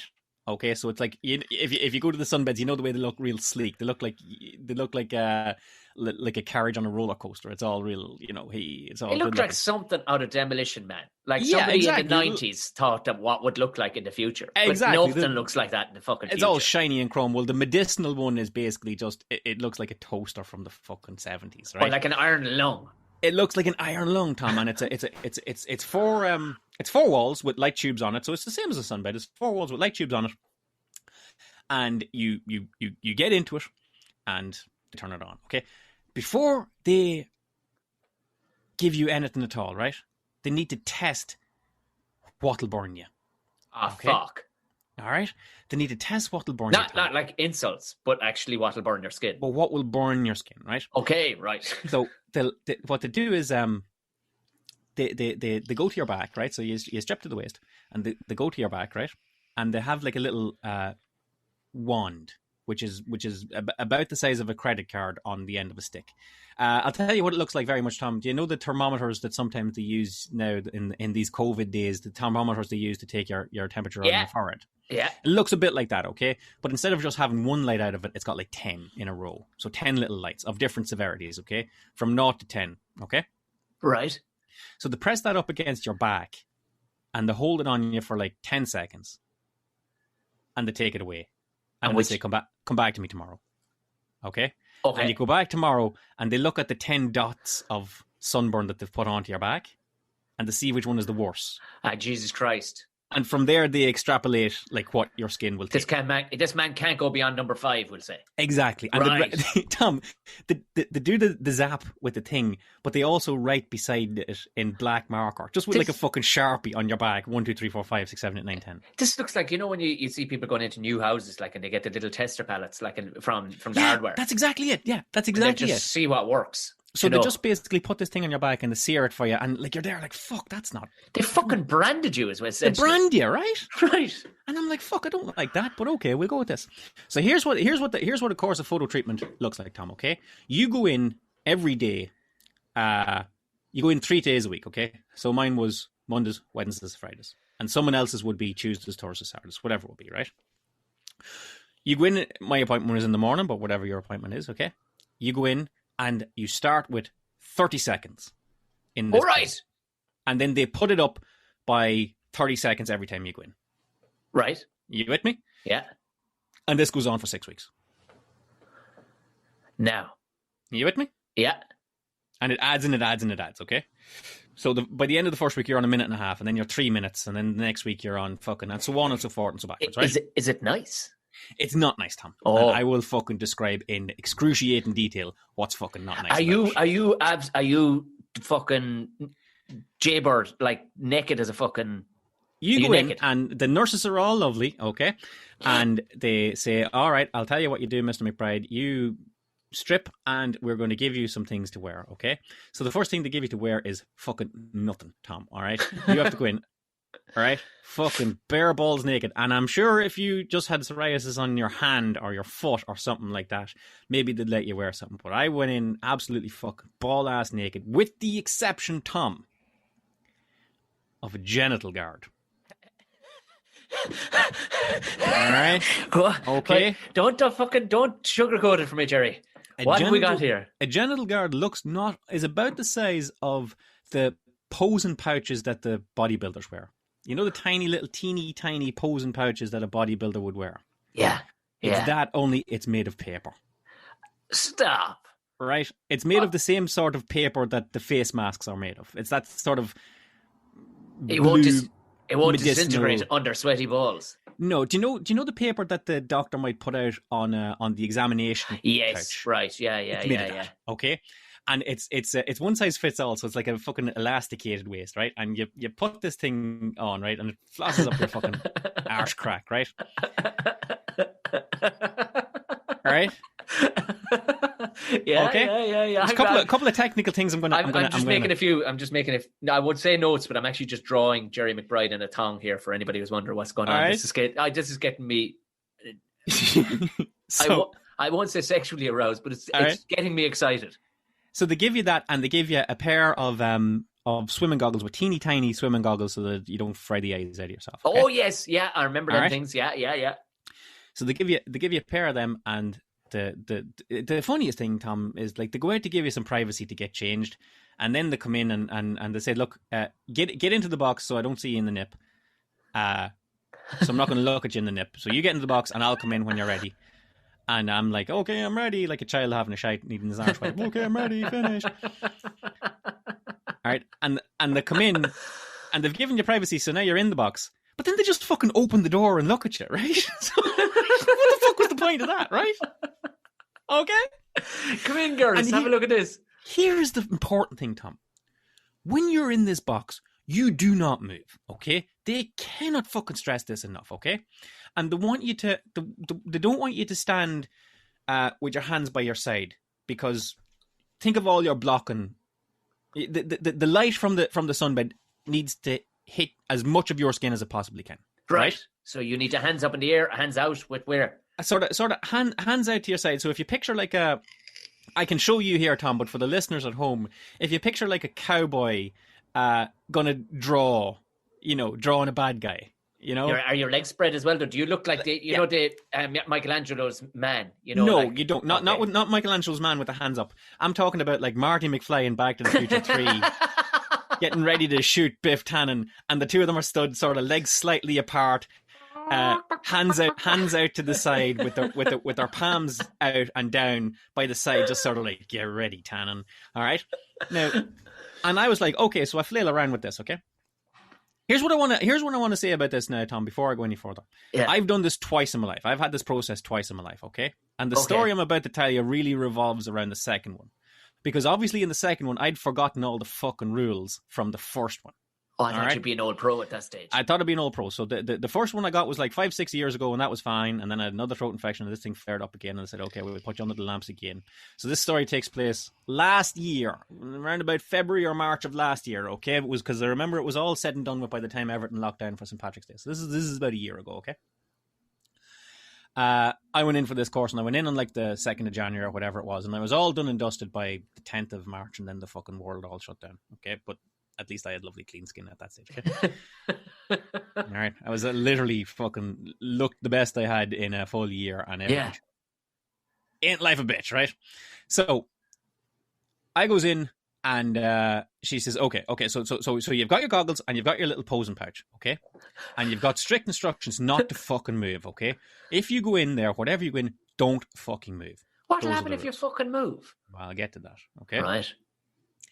And I go, okay. And there's a couple of other things. This is the wonderful thing. I'm not slagging off the nurses that look after you when you go into the hospital, but the Irish Health Service will fucking half-ass any corner they can get, okay? Yeah. Nurses are lovely. Equipment, not so much. If you don't need it, if you don't need the light on your face, Tom, okay? Yeah. They have two solutions for you. All right? Go on. All right? Go on. Solution number one is they have a mask. All right? Okay. And it looks a lot like the mask you would wear if you were strimming a hedge. Because it is the fucking mask you wear when you're strimming a hedge. It is the fucking sit on your head welder's helmet with a clear plastic shield on the front of it, Tom. It is neither left or right of a fucking strimming mask. That's exactly what it is, right? Like, honest to God, it's got fucking Husqvarna written on the inside of it, right?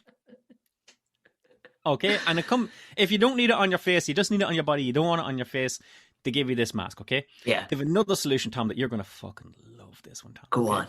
Okay? If they're not going to make you wear the mask, and sometimes they just don't, right? But they still want you to get your whole body. Can you think of any solution as to how they would pull that off? Give you a motorbike helmet? Daft Punk? No. Cardboard box over your head? No, we've covered all that with the mask. The mask is the only thing that covers your head. All right. The other solution. Go on. They give you a box to stand on.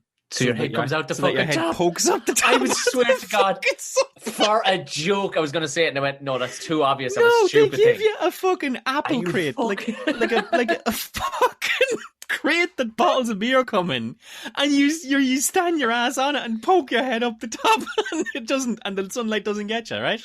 So what if you're already a tall bloke and you did need your face fucking done? Do you sit in your arse? If you're a tall bloke and you need your face done, and I'm not, but if you were, you hunch. you get down into sort of like a race starting squat and you hunch down. Okay, so are we all familiar with how we fucking stand in this fucking cubicle that looks like the thing that Captain America was made in?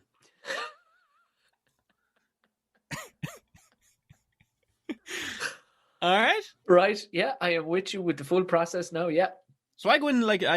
So you win your first day and it's 30 seconds, and you're like, "Fuck me, I got all dressed up for nothing." Because count to 30 and then it's done, right? Right. And you're like, "Okay, whatever." Here's the killing thing with the treatment, Tom. It kind of makes you worse first. Oh Jesus Christ! Right? So now you're it's very easy to get this. It's very easy to get disheartened, right? It's very easy to be like, "Fuck me, this isn't working," and I'm going in every other morning, and I'm like, I'm in discomfort, and it's only fucking worse I'm getting. And you'll get worse, and you'll get worse, and you'll get worse. And then you just get, like, really better. Okay? Right. If you miss a treatment, you have to start again from the start. Stop. Okay, if you get to like your first treatment is 30 seconds, your second one is a minute, your third one is a minute and a half, and so on and so forth and so backwards. If you get to 10 and you fucking have to go on holidays or on a wedding or anything like that, you have to go back to the start. Oh, Jesus Christ. And I remember that now because I was originally scheduled to start at the summer beforehand, and I was like, oh, well, we're going away on holidays to such and such a place, and they bumped it to the start of January because that week break would have meant that you would have to do it again. All right? So I said, okay, fair enough. We'll start from start. You don't get that much sunburn the first day, or indeed the second day. Right about the third day, you start to feel yourself a wee bit tingly, right? Oh, Jesus Christ. What kind of level of sunburn are we talking? We're talking about acute sunburn. Oh, you made a bollocks to yourself and fell asleep drunk. We're talking about you put on suntan lotion but forgot to do your feet in the flip-flops. All right? Yeah. And we're talking about getting this every 3 days. So you get burnt on a Monday. Yeah. You have Tuesday to recover. You get burnt again on Wednesday. Are you buying loads of yogurt or what are you doing here now? They say, oh, you can use aloe vera and all this kind of thing afterwards and so on and so forth and backwards. And here's the key thing, Tom.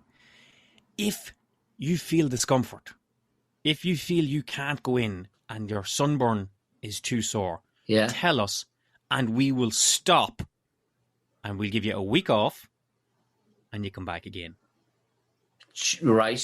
But you have to start again at 30 seconds. Oh, Jesus Christ. And ignorance, which if you've listened to every episode of this podcast will know, is my Achilles heel in everything. Would not allow me to take the time off. And Tom, we're not talking about sunburn like, sunburn, but you don't see it. We're talking about red, mean fucking sunburn, okay? We're talking about actual... Like, we're talking comedy meme level. We are talking hot to the touch sunburn. Are we talking like as pink as a piece of bacon? Well, I'll put it to you like this, Tom. You remember the posing pouch I told you about? Yeah. All right? Round about the 6th week of my treatments. Yeah. When I took off that posing pouch and looked in the mirror,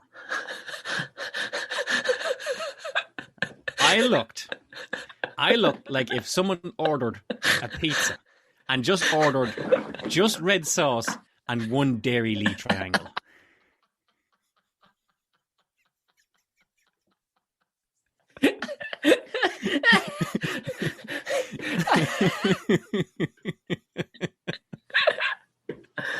Oh.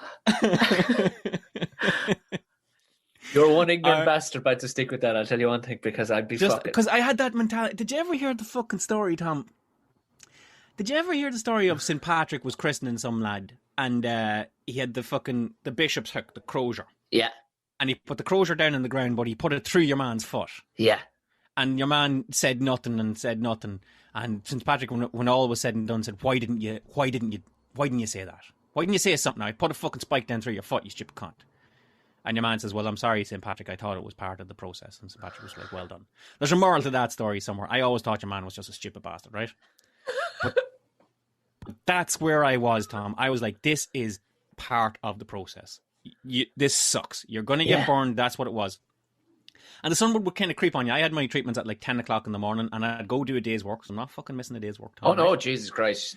And you'd be grand. But by the time your day's work was over and you were on the train home and you had to sit on the train home, that's when it was really starting to get to you. And I'd get home and I'd say hello and I'd kiss the kids and I'd say hello to the missus, say, put me dinner in the microwave, I'll be back in a second. And I'd go upstairs and I'd strip them a bare out and I'd get into the sheets and just let the sheets come down on me all cool and just sort of oh, fuck. And here's the thing, you got none of the benefits when you get a sunburn, i.e. you're on fucking holiday. You're going to the fucking Matter to get a fucking sunburn. In March. Fuck me. And it's not even the kind of thing, Tom. It's whatever type of light that hits you. It's not like what would give you a tan. Okay? That was going to be my final question. No, because you're not walking around the place like the fucking tanorexic mom from. You're not walking around like that at all. I thought this was going to be California, fucking Geordie Shore. Like this is. I told you a couple of weeks ago, Tom. This is where you stole my crying from the turtles reference. Oh. This is where that was going to come in.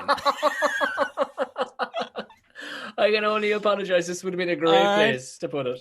Okay, so we're nearing the end of my treatment, all right, and we've got the fucking Dairy Lee triangle, okay? Yeah. a couple of misfortunes hit me, Tom, okay? Remember I told you that you had to stay perfectly still? Yeah. That was because if you move, the sunlight might hit the same area more than it should.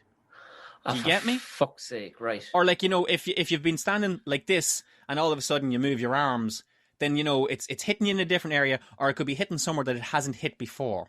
This joke sounds like a heap of shit, like the sort of thing they bought cheap when they should have bought the good version. What is it, Tom? It's a cupboard with light tubes in it. Right. It doesn't move, you move, okay?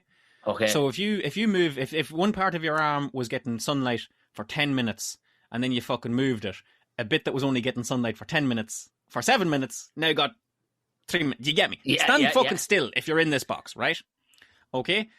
I went in one day. I had never noticed this happening, Tom. Okay? But the posing pouch that I had on me, we're hearing a lot about this thing. Every day, I fucking lined that up to the white triangle that was underneath it, right? Yeah. But one day, whatever way I moved, I was at this stage I was up to like 20 minutes a session, right? And you can't fucking stand still for 20 minutes, Tom. No. I was here like like fucking swinging my arms, like just being a little dipshit, right? And the posing pouch fell down by about a half an inch, right? Oh, Jesus. Not that it showed off my tool or anything like that, but it just showed a half an inch of white skin that had never seen sunlight. Oh, fuck. Oh, fuck. And how that got 20 minutes in one go, right? Oh, now, Jesus Tom, Christ. Now, that burnt, okay? Whereas the rest of me had gotten kind of hardened, and even though it was getting very red, that fucking burnt like fuck. Like that rose at like a half inch strip all the way around my waist. Oh, fucking hell. To a burst blister degree. Oh, Jesus Christ. Like, by the time I got out of the machine after 20 minutes and I was like pulling up my trousers, I looked down and like the water blister had risen on that. Oh, Lord. Right? And by the time I'd gotten to work, I was like, okay, I'm fucking going home, right? I went in and I got like a load of Band-Aids from the first aid, and I just sort of made a patch around me so that I could wear a pair of trousers home, and I fucking limped home and I stayed home for 3-4 days until that sorted out. But still, Tom, I went in on the next Wednesday and they were like, any adverse, anything wrong with you from the last one? I was like, no, I'm fine. Are you sure? Because you're walking funny. I was like, no, I'm fine. And then she goes, okay, well, here's your 20 minutes. And when she put on 20 minutes, I like opened the door and reached out and got me boxer shorts and pulled them up on me so that I wouldn't get them again. Like, yeah. This is how much I wanted fucking rid of this, right? What I want to get to, Tom, is one of the last treatments I had, right? Right. And it was towards the end of it, and I was getting quite clear. But they wouldn't let me do my face anymore. They said, look, the skin on your face can't take 20 minutes at a time, okay? Yeah. So we're going to have to put the welding helmet on you, right? Nice is fair enough, right? But I had still like a patch of it on my cheek that hadn't shifted yet. And I was like, look, I don't fucking care if there's still a patch of it the size of a Coke can on my chest, because I'm going to be wearing t-shirts. I don't care who sees that or not. But I want to fucking shift this thing on my face, right? Again, there's no jumper for your face. There's no jumper for your face, right? And like, Tom, the patch that was on my face wasn't bad. You could see it just kind of under the hair of my sideburns, but I wanted rid of it, right? Yeah. So when I got her out of the thing, when the nurse goes, okay, here you go, beep, beep, beep, and you've got 20 minutes, Mr. McBride, and if you got your welding goggle on, your welding helmet on, and the whole lot, I was, yeah, I do. When she left, I took the helmet off. You bowl bastard. And I was like, fuck it. I know this is one of my last treatments. I know I'm going to be a little bit pink. A little bit pink. I know I'm going to be a little bit pink. You're but at fuck peak it, pink. I just want to get this done. Tom, I fucking sizzled from head to toe that day. I was burnt to fuck, and my face was burnt to fuck, right? And like, I was working out of the office that day, thank fuck, right? And like, I was at another thing, offsite, and like throughout it, I was like, would you just please excuse me here? And I'd excuse myself from it, and I'd go into the bathroom, and I'd lock the door behind me, and I'd just like fucking strip down to the waist, and I'd be like, oh my fuck, like literally sore to the touch. I was like, oh, could I have a glass of water, please? And then I just go to the toilet with it, and I just like press it on my face just to cool down. Like, I was like hot to the touch, and everyone was like people that didn't know me were like, oh, we on holidays, and I was like, no, we are running. I was like, no, and then they knew just to move on and not move forward. Because, like, it was, God, nobody knew. Here's I the can other feel thing, the Tom. awkwardness of that moment already. Like, Because nobody knew I was doing this. I'd kept this a secret because as far as I was concerned, like, it was my business. You know what I mean? And I didn't say to anyone, yeah, I've got like a fucking autoimmune disorder that manifests itself as a rash on the skin and I'm getting phototherapy for it. Because it's not your fucking business, it's mine. Here I am on a podcast a year later, freely offering it to the world. All right? In the time-honored tradition of comedians bravely opening up about things, here we are, right? But at the time, I was like, no, that's my fucking business. And, you know, if anybody says I'm a bit red in the face of a day, I'll just say, I was at a walk for lunch and I'm a wee bit red-faced or such like. But it was unmistakable. It couldn't be. Right? The colour of, you know, those squishies or drumsticks, you know, that pink. That's all I'm seeing in my head. I'm going, oh, no, Tom, I was like red like a fucking Chupa Chups lolly, right? I was, this was unnatural redness, okay? And you couldn't even say that man's been on holidays. This was just like pure, absolute burnt red sunburn, right? Right. And I would have been all right. But I had a leave and do to go to that. For a lad that I was working in the office that I was working on, he was leaving and he was after been in the place for 20 years and he was held in high esteem and I counted him as a friend and I had a lot of time for him and he gave me a start and it was very sad to see him going. There was no way I was not going to go to his leave and do, right? Okay, and I was red, Tom. I was red like a fucking 80-page Aisling copybook, all right? Just for reference, I have one right here. I was that colour there, Tom. I'm not, fucking tweet that. That's the fucking colour I was, right? Okay? But I felt like I had to go to this man's leave and do. And I went in and everybody was like, what the fuck did you do, right? Because I guess there'd been some rumblings around the office, like, Jerry's very red these days, isn't he? But this was unmistakable. Jerry, what the fuck is up with you? Well, you look like a fucking beacon here, pal. What could you possibly, like, try and put this out of your head like you've no idea about this process or anything. What would people think McBride what would people think you were doing? Like, they think he's getting drunk in the middle of the day. Yeah, is he on the whiskey? What's going on? Is he hitting the sunbeds and they're not working out for him? You know, does he have a drug problem? How fucking thick is this man? Because people would have known, hey, fucking not a month ago that cunt was a normal colour and now he's pink like a well-seasoned fucking Christmas ham. You know, what is going on here, right? So the first person that asked me about it, I goes, yeah, you're very red, Jerry. What's going on? I goes, I'm getting phototherapy for psoriasis. They're like, oh, okay. And then another person asked me and I goes, yeah, I'm getting phototherapy for psoriasis. Oh, my mum got that. Oh, and I had a cousin had that, and everybody fucking knew about it. So stop being a dipshit. Like, you know, I know your business is your business, but like, you know, some people will understand these things. Nobody's going to turn around and say you're a stupid cunt and you look foolish. Apart from one guy. This is where this story has been heading all along. This was an outing in a pub. Remember them, Tom? Anybody could go to them, all right? Oh, lovely. So we had our work crew and everybody was all together and everybody was having a good time. And there was some mild joshing here and there as to why McBride looked like the fucking readout of a nuclear bomb about to explode. But by and large, it was all good. And I went to the Jacks. I was still doing frequent trips to the Jacks, and it was like, you know, yeah, you're in the pub, but you got to go to the toilet. But also I was going in just to fucking stand in a cubicle and not have anybody fucking brush up against me for a little while. And I come out, and there's this lad, just another fucking patron of the pub, okay? He had a real Alec-a-do kind of vibe about him, Tom. You know what an I know exactly one of these fucking ex-rugby pricks, you know, late 50s, okay? Blazer and shirt, okay, and he's out having a few drinks with his friends, and he sees me coming, right, and he goes, Jesus, what the fuck happened, you?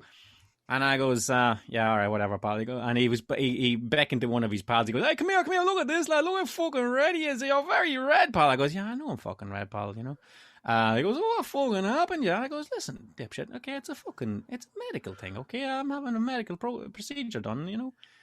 So, you know, it's not a thing I'm doing by fucking choice, you know, I'm fucking undergoing treatment. And his pal said, yeah, go on, leave that lad alone, you know? Which is what you fucking do when someone says they're having a medical procedure, right? All crack stops there, Tom, right? Yeah. And I didn't want to fucking tell him my business to some other comedy cul-de-sac. Right? I didn't want to tell this lad my business because I don't know him and he's clearly just some fucking drunk prick out fucking catching drinks off his pals. I shut it down. Hey, you know what?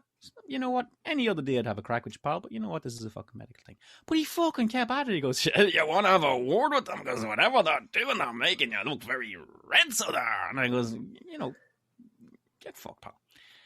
And I went out and I rejoined the party. Now, in the toilet, Tom, I wanted to fucking drop that man. I haven't hit anyone in 20 years, right? But I had my fucking fist balled up. I was going, I'm going to fucking drop this cunt. I swear to God, right? Yeah. All I can picture is flooring this cunt. Because this is my friend's going away, dude. He served 20 years in the job. He's leaving now. We're all sorry to see him go. And you don't want it to be that was the night that McBride snapped and fucking floored some lad who, you know. So I left and I went out and I fucking sat and I drank my pint out in the my pint of Heineken Zero as well. Did I tell you when you're on this treatment you can't drink, Tom? Oh my fucking God, does it get worse? Exactly. It gets fucking worse. And your man comes by me again. Right? Oh, for love of Jesus. And as he goes by me, I just leaned in, right? And I goes, fuck you, you fucking useless bastard. All right, just like that. Yeah. And he turns around to me, surprised, like fucking surprised. And he goes, no, you shouldn't be saying things like that to me. And I goes, no, you shouldn't be fucking saying things to a stranger who's undergoing a medical fucking procedure. You know nothing about what he is, what he fucking goes through, or why he's saying, you're fucking making an object of fun of me in there in the toilets. I goes, I should fucking beat the absolute shit out of you, but I'm not going to do that out of respect to a pal of mine over there. I says, I might have been in and out of hospitals for the past fucking 6 weeks, but I could still absolutely take you to school, you absolute prick. And he goes, okay, look, I'm sorry there. Sorry, I didn't mean it at all. And I'm terribly sorry. I goes, yeah, well, I'll tell you what you do. Sorry. I goes, fuck off. And he goes, do you not accept my apology? Because this is all people want, Tom. Yeah. They want you to accept their apology and then they're absolved of anything. And I didn't want this man to think like, oh, we're all good now. I wanted this man to think that he was an absolute prick. Yeah. And I goes, I don't accept your apology, but you can do me a favour. You can fuck off. Beautiful. And he goes, well, I'm not going away till you accept my apology. I goes, you're going away either on your own steam or by any other method. Oh, man, all I can picture is picking up the stool you're sitting on and busting it. I says, you do yourself one favour right now, pal. You get the fuck away from me. Yeah. Don't come back here. I says, if you want to fuck another drink before this night's out, you send someone up for it. Because if you pass my fucking field of vision again, I'm going to fucking drop you, friend leaving or no friend leaving. I'm going to fucking level you, you absolute excuse for a human being. Fuck off. Yeah. Right? Yeah. And he didn't go to the bar. And he went back to his fucking other shithead pals. And he was real chasing and he never come back to me the night. But what I want to tell you, Tom. A lad came over to me. And he says, listen, McBride. One of the boys I work with, he goes, McBride, I could see you had some issue with your man there. I just want to tell you one thing. You were red when you came in here. But whatever he said to you to get you mad, you just went the reddest I have ever seen a human being. I can imagine. That you were fucking crimson to start with. And you got so mad with him that you ended up looking like a fucking bag of Manhattan popcorn. Like, he said, I genuinely thought, I goes, there was 4 or 5 of us over there watching it all going on. We don't know what your issue was with that man, but we could guess. But we honestly thought your head was going to blow off your fucking shoulders. Like Arnold in Total Recall in the sand. We thought your head was literally going to split fucking open. That's as red as we have ever seen a human being. And I was just like, you know what, I'll take that. And I went for 2 more treatments, Tom, and I was completely skin clear. And it stayed away. It comes back every now and then, but not to the point where I'll need to go back underneath the lamps. But at the time, there you go, Tom. That's what ailed me. Fuck me. 2 moments that I can't actually... knowing you that you didn't... Number one, all right, when I got to the point, I know you... But the fact that you had the self-control to not fucking put your fist through his fucking head. But also the fact that you are a quick-witted cunt, that in the jacks when your man went, why are you so fucking red? Yeah, it's called friction burn from banging your fucking missus. Like, get the fuck out of me. Go take your fucking shoe shine box and shoe shine some fucking... On any other day, I might have laid that one on him, Tom, but I was not myself. I can only imagine the depression that comes over people when fucking sunburned. The fact that you got it without a fucking holiday tied in. Yeah. Oh, Jesus Christ. I look like a can of Smithwick's, Tom, I swear to God. How is your fucking... Your pooch pouch, your fucking... Yeah. Oh, that leveled itself. But fuck me, Tom. No, like, you know, it sorted itself out. But like, what it did was it around the posing area, so to speak, that formed to like a scab. Oh, beautiful. That and because of the crescent of the posing pouch, it looked like, the crescent of the present. The crescent of the because of the crescent of the posing pouch that you were in. the black scab that formed looked like a smile. So when I was naked, I looked like the fucking Kool-Aid man. Oh yeah! Oh yeah! Oh, I look like the Tom. I have 100 of these. I look like the fucking coat devil. I swear to God. Careful! We don't want to end up in a route that we're like, oh no, that line of advertising has been discontinued, guys. You don't want to. Okay, yes, understood. Well, that is fucking horrendous. Well, there you go, Tom. And that's exactly, and you know what? If there's a moral to that fucking story, don't, for anybody who's gotten any fucking kind of weird treatment done, I say weird treatment, but I guarantee you other people have had it. Talk about it. Take the piss out of it. Have a bit of fucking crack with it. You know what, Tom? The only thing you can get out of these things is a story. Yeah. And you may, and you know what makes people... You may as well lean into it. There's nothing more fucking shit than a boring person. But if you got good stories about self-deprecating fucking horrendous things that happen to you, you'll instantly become the most interesting person in the room. Chances are you might even get paid to do it at some stage. On a stage. Very gross. Well, not gross, just sore. Fucking the whole way through that, I was just going, fucking ow. Fucking ow. And Tom, you're getting the fucking short version of it. There's 100 more things you can talk about. And hey, look, anybody that's on a journey of psoriasis, give me a fucking LDM and I'll have a crack with you and I'll talk. I can't promise you I'll give you all the answers. I'll tell you what I know, and we'll see where we go from there. But yeah, phototherapy sorted me out. Hopefully, it would sort you out too. I never heard of it. I thought it was. I had no idea that it was. I thought it was. I thought the same as eczema. I just thought it was another form of eczema, and that, you know what, you fucking end up, you shit, I'm after eating cashews. You know what happens with cashews? Pop, pop, pop, pop, pop, pop. There go my elbows. And honestly, for some people, that's what it is, Tom, but it's not a rash. You don't get it from running through nettles, I'll put it to you like that. I'm amazed we never actually stumbled across ringworm at any stage, but that could be for another podcast. That could be for another podcast, Tom. And what do you mean another podcast? Because I thought this was the last one. This is episode 6 of season 4. I thought we were done. Thought this was the grand finale. Are you mooting more? Hey! This is not end of credit stuff just yet, Jerry McBride.